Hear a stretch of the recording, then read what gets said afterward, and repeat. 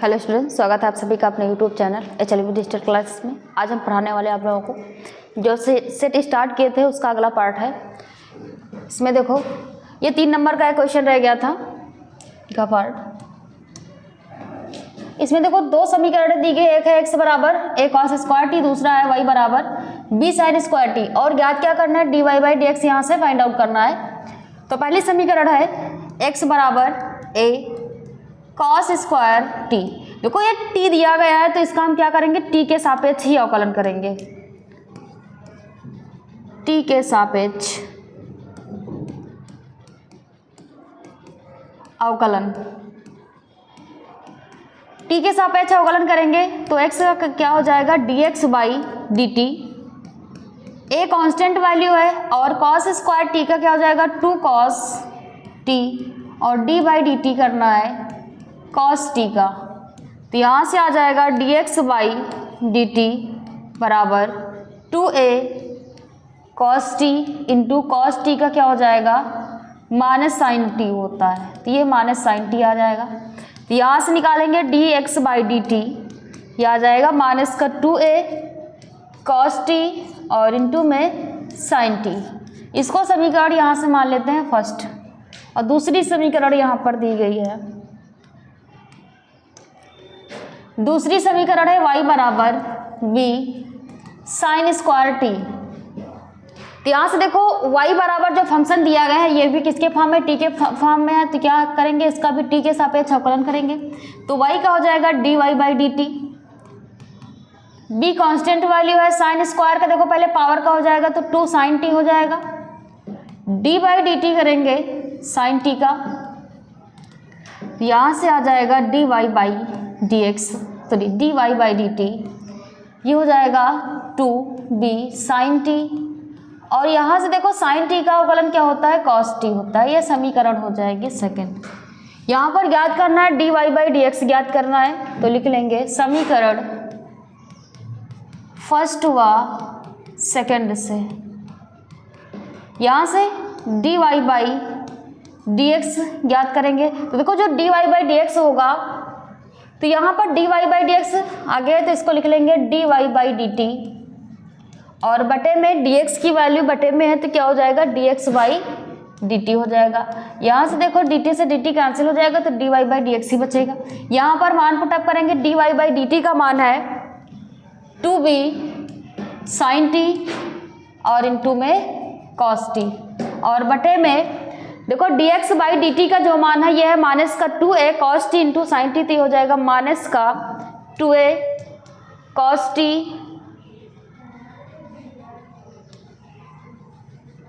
t और into में है साइन टी। तो यहाँ से देखें, देखो 2 से 2 कैंसिल हो जाएगा, और साइन टी से साइन टी और cos t से cos t कैंसिल हो जाएगा, तो यहाँ से कितना बच रहा है, माइनस का b अपान में a, यानी यहाँ से dy बाई dx बराबर आ गया है माइनस का b अपान में a। और यहाँ पर देखो मान जो है हमें dy बाई डी एक्स का ही ज्ञात करना था। तो आई होप आप लोगों को ये क्वेश्चन अच्छे समझ में आया होगा। इसका देखते हैं नेक्स्ट क्वेश्चन क्या है। देखो इसका नेक्स्ट क्वेश्चन दिया गया है, 4 नंबर का है पहला क्वेश्चन। देखो वक्र दिया गया और ये आपके चैप्टर से यानी सिलेबस से ही हटा दिया गया है, तो इसको हम छोड़ देते हैं। अगला क्वेश्चन देखते हैं इसका। नेक्स्ट क्वेश्चन है इसका, यदि PA बराबर, देखो PA का मान दिया गया 0.4, PB का मान है 0.5 तथा A और B स्वतंत्र घटनाएं हैं। इनको बता रहा है कि ये स्वतंत्र घटनाएं हैं, तो फर्स्ट में हमें ज्ञात करना है PA यूनियन B तथा सेकंड में ज्ञात करना है PA इंटरसेक्शन B ज्ञात कीजिए। तो यहाँ से नोट कर लेते हैं 4 का नंबर, PA बराबर 0.4 है और PB बराबर 0.5 है।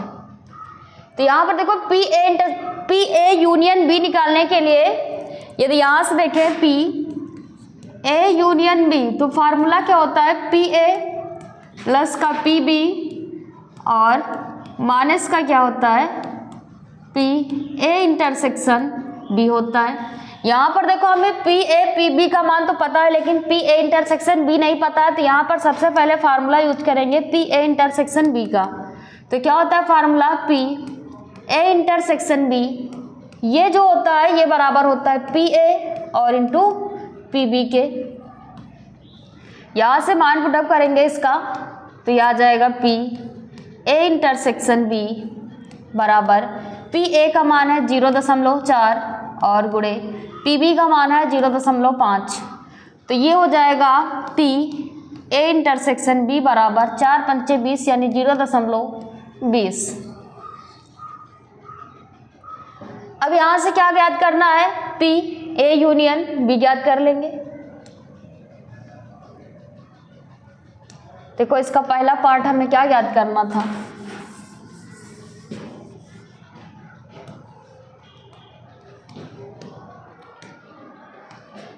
इसका देखो पहले पार्ट में हमें इसका यूनियन पार्ट ज्ञात करना है। तो इसका फर्स्ट क्वेश्चन ज्ञात करेंगे पी ए यूनियन बी।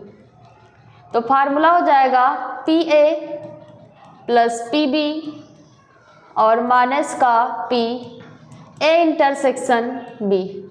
यहाँ से मान पुटअप करेंगे, पी ए का मान 0.4 है प्लस पी बी का मान 0.5 है minus P A intersection B का मान है 0.20। यहाँ से इसको देखो जोड़ेंगे, ऐड करेंगे तो 5 और 4 कितना हो जाएगा, यानी 0.9 माइनस का 0.20। यहाँ से माइनस करेंगे तो आपका आ जाएगा 0.9 से 2 को माइनस करेंगे तो ये बचेगा 70। ये मान आ गया है पी ए यूनियन बी का। इसका सेकंड पार्ट क्या है, सेकंड पार्ट में हमें ज्ञात करना है पी ए इंटरसेक्शन बी। तो यहाँ से पी ए इंटरसेक्शन बी, देखो पी ए इंटरसेक्शन बी का मान यहाँ पहले ही फाइंड आउट कर लिए थे और ये आया था 0.20। आई होप आप लोगों को ये भी क्वेश्चन अच्छे समझ में आया होगा। ये प्रायिकता का क्वेश्चन है और मोस्ट इंपॉर्टेंट क्वेश्चन है। इसका नेक्स्ट क्वेश्चन देखो इसी में दिया गया है, क्या दर्शाइए कि बिंदु ए, देखो ए के 3 बिंदु है 2, 3, 4 और बी में 1, -1, -2 और 1 है तथा सी 5, 8, 7 संरेख है। तो यहाँ पर इन बिंदुओं को संरेख दिखाना है। चलिए स्टार्ट करते हैं इसको। इसका देखो नेक्स्ट क्वेश्चन में क्या है, इसके बिंदु दिए गए हैं, ये 4 का पार्ट है। ए बराबर यानी ए के जो निर्देशांक है ये है 2, 3, 4 और बी के जो निर्देशांक है ये है -1, -2, 1 और सी के जो निर्देशांक है ये है 5, 8, 7। यहाँ से हमें ए बी फाइंड आउट करना है। तो देखो जो ए बी निकालना होता है, यदि समीकरण दी जाती है तो ए बी बराबर क्या होता है, ओ ए माइनस का ये होता है ओ बी माइनस ओ ए क्या होता है, यानी यहाँ पर बी वाला पार्ट आगे होगा और माइनस का क्या हो जाएगा, ओ ए हो जाएगा। तो यहाँ से यदि हम इनको सॉल्व करेंगे तो क्या हो जाएगा, देखो 2 है तो यहाँ पर -1 और -2, तो इसकी पहली वैल्यू कितनी आ जाएगी, -1, -2, -3 हो जाएगा कामा। दूसरा क्या है, बी का -2 है और -3, तो ये कितना हो जाएगा, -5 कामा। फिर बी का मान कितना है, 1 है और -4 से हम 1 को माइनस करेंगे कितना आ जाएगा, -3 आ जाएगा। तो ये ए बी के मान आ गया। इसी प्रकार मान निकाल लेंगे बी सी के। तो देखो जब बी सी को सॉल्व करेंगे तो क्या हो जाएगा, 5 - 1 यानी प्लस का 6 हो जाएगा यहाँ से, और 8 और -2 यानी माइनस प्लस हो जाएगा तो 10 और 2 कितना हो जाएगा, 8 और 2 कितना हो जाएगा, 10 हो जाएगा।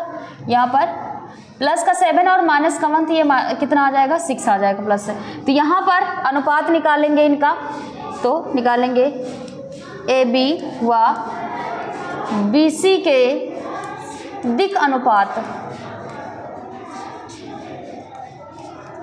तो यहाँ पर इन दोनों के दिक् अनुपात निकालेंगे यदि, तो यहाँ पर लिखेंगे ए बी के दिक् अनुपात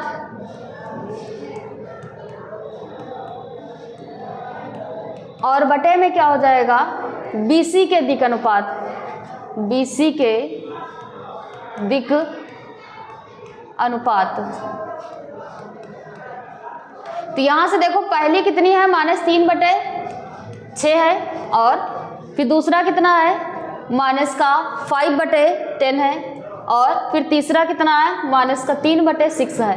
तो यहाँ से इसका दिक् अनुपात देखें, AB के दिक् अनुपात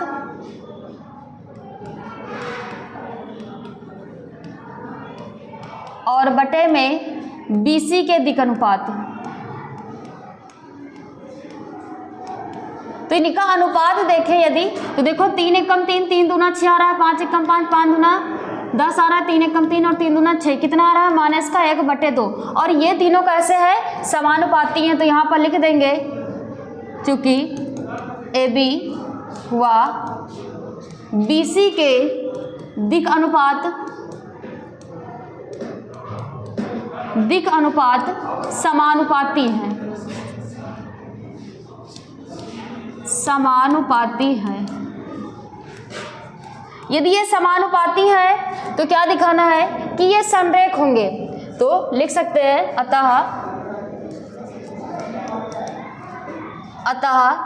दिए गए बिंदु, तो दिए गए बिंदु कैसे होंगे, तो दिए गए बिंदु संरेख है।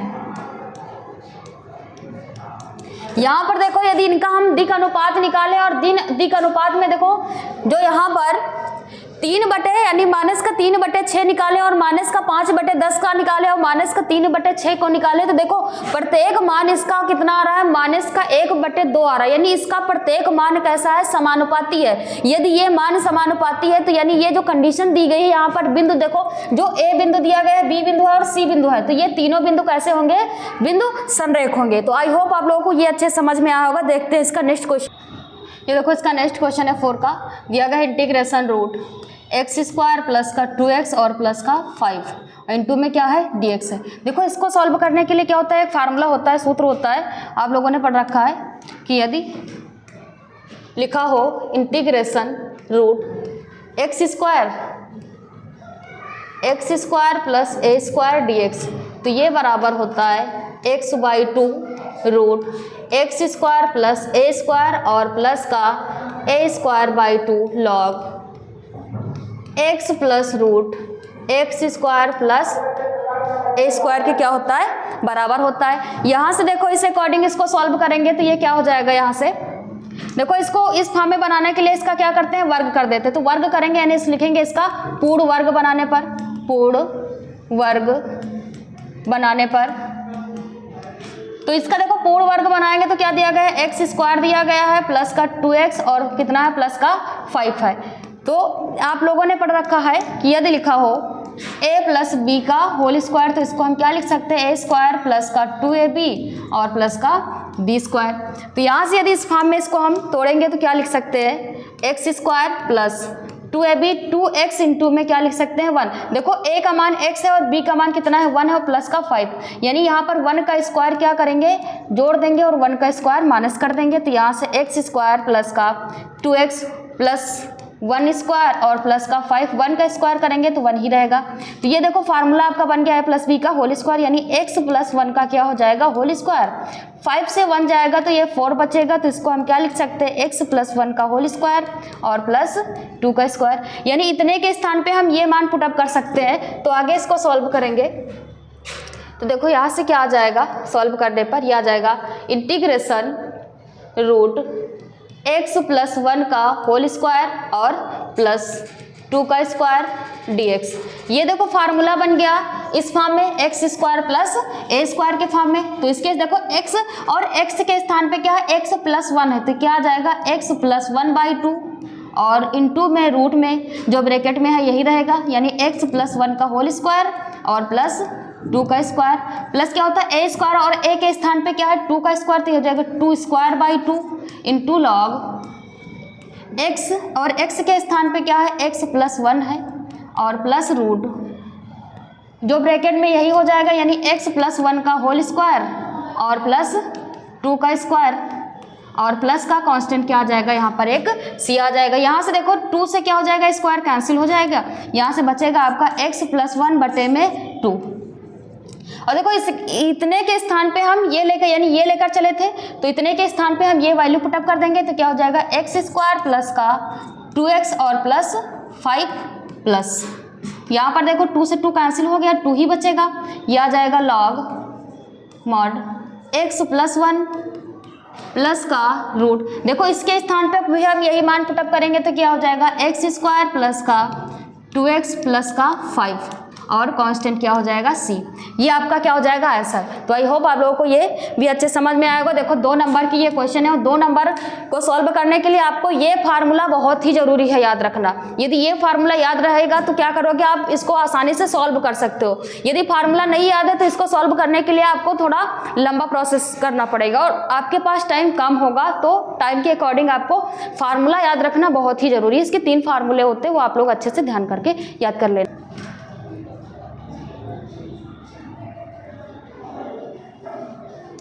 अगला क्वेश्चन है इसका,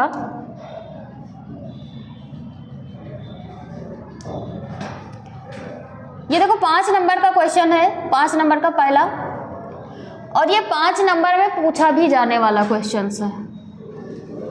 क्या दिया गया है, माना कि संबंध R a, b such that a - b 5 का गुणज है, एक समुच्चय z बराबर पूर्णांकों का समुच्चय पर परिभाषित है, तो सिद्ध कीजिए कि R एक तुल्यता संबंध है। देखो तुल्यता संबंध यदि देखा जाए तो लमसम में हर बार एक क्वेश्चन तुल्यता संबंध से जरूर रखते हैं, वो भी कितने 5 नंबर में रखते हैं। और ये देखो यहाँ पर कंडीशन और एक ये भी दी जाती है कि जो 5 नंबर के क्वेश्चन है क्या करना है कि सभी खंडों को हल करना है, तो इसको आप छोड़ भी नहीं सकते हो। तो देखो इसको तुल्यता संबंध दिखाने के लिए क्या करना होता है, 3 कंडीशन होनी चाहिए। फर्स्ट क्या होनी चाहिए, फर्स्ट स्वातुल्य होनी चाहिए, सेकंड क्या होनी चाहिए, सममित होनी चाहिए, और थर्ड क्या होनी चाहिए, संक्रामक होनी चाहिए। यदि ये 3 कंडीशन फॉलो करेंगी तो इससे जो भी बन के संबंध आएगा वो कैसा होगा, तुल्यता संबंध होगा। तो ये संबंध होगा तुल्यता संबंध। चलिए स्टार्ट करते हैं, देखते हैं। तो यहाँ पर देखो कंडीशन दे रखा है 5 का नंबर का, R बराबर है a, b such that a - b ये क्या है, 5 का गुणज है।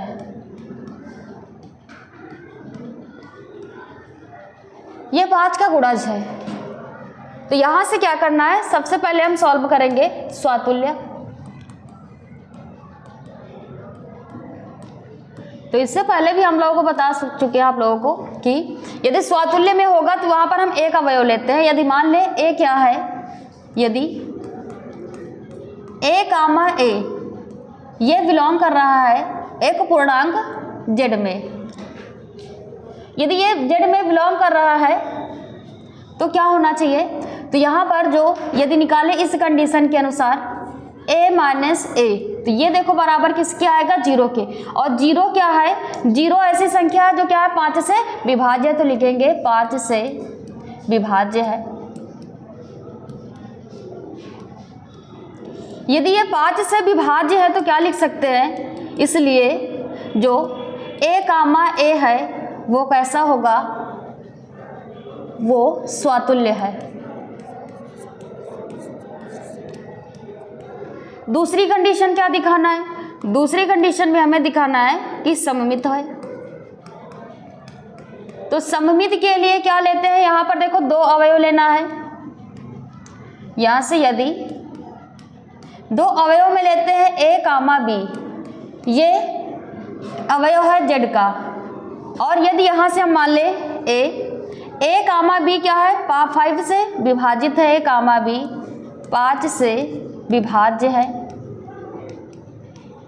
यदि ये 5 से विभाज्य है तो यहाँ से यदि हम इसको लेना चाहें a - b, तो इसको हम मान लेते हैं ये 5 m के क्या है, गुणज के बराबर है, जहाँ m क्या है, m एक क्या है, पूर्णांक है। m पूर्णांक है और यदि हम यहाँ से माइनस कॉमन ले लेंगे तो क्या हो जाएगा, b माइनस ए बराबर 5mk होगा। यहाँ से यदि हम माइनस को पक्षांतर करेंगे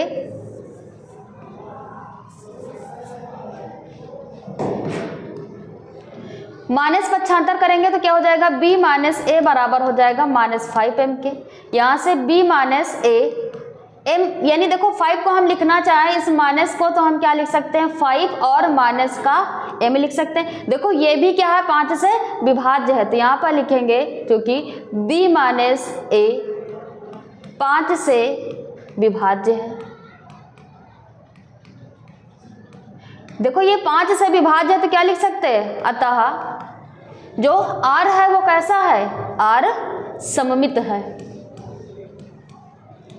देखो इसकी दो कंडीशन तो प्रूफ हो रही है। थर्ड हमें क्या सिद्ध करना है, थर्ड में ये बताना है कि ये कैसा होगा, ये संक्रामक होगा। तो थर्ड कंडीशन लिख लेते हैं।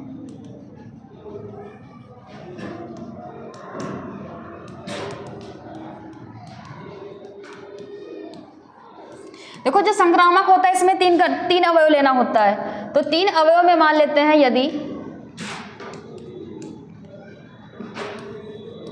यदि ए कामा बी और कामा सी, ये किस में बिलोंग कर रहा है, ये जेड के अवयव है, एलिमेंट है आप जेड के।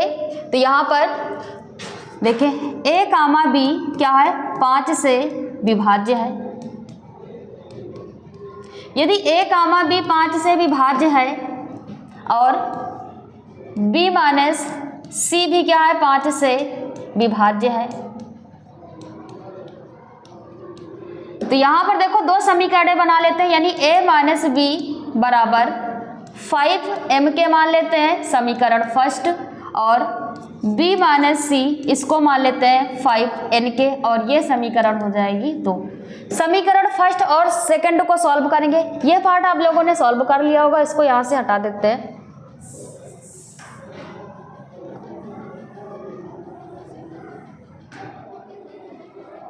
तो लिखेंगे समीकरण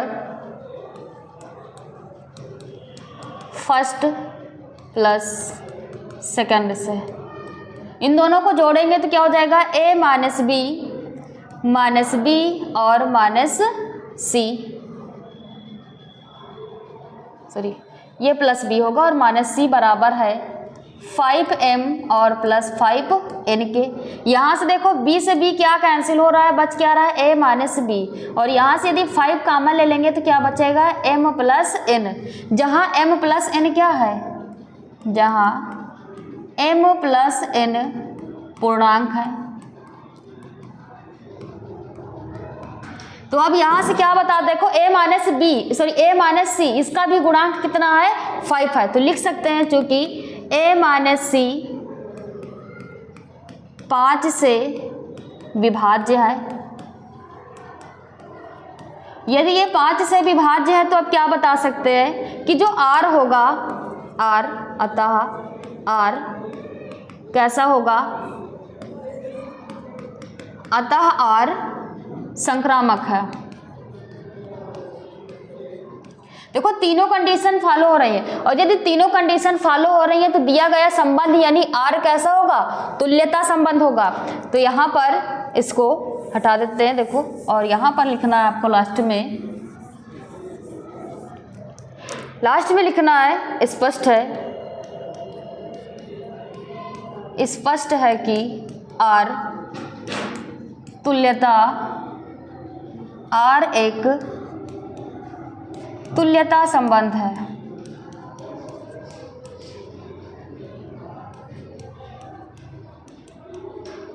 तुल्यता संबंध है। आई होप आप लोगों को ये क्वेश्चन भी अच्छे समझ में आया होगा। और आप लोग ध्यान रखना कि ये क्वेश्चन हर बार यानी एक पेपर में एक बार जरूर पूछा जाता है, देखे तो, और 5 नंबर में पूछा जाता है तुल्यता संबंध के लिए। और तुल्यता संबंध के लिए देखो 3 कंडीशन होती है, तीनों आप लोगों को ध्यान रखना है कि पहला क्या है, पहला आपको स्वतुल्य दिखाना है, फिर सममित दिखाना है, और फिर क्या करना है, संक्रामक दिखाना है। यदि तीनों कंडीशन फॉलो हो रही है तो दिया गया फंक्शन कैसा होगा, ये तुल्यता संबंध होगा। देखते हैं इसका नेक्स्ट क्वेश्चन।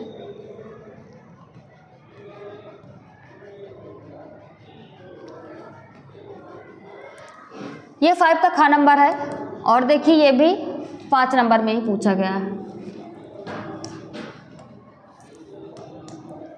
इसमें देखो A बराबर एक मैट्रिक्स दी गई और B बराबर भी एक मैट्रिक्स दी गई है और का बता रहा है तथा एक समीकरण है 2A + 3x बराबर 5B हो तो आप B हो x ज्ञात कीजिए, यानी x का हमें यहाँ पर मान ज्ञात करना है।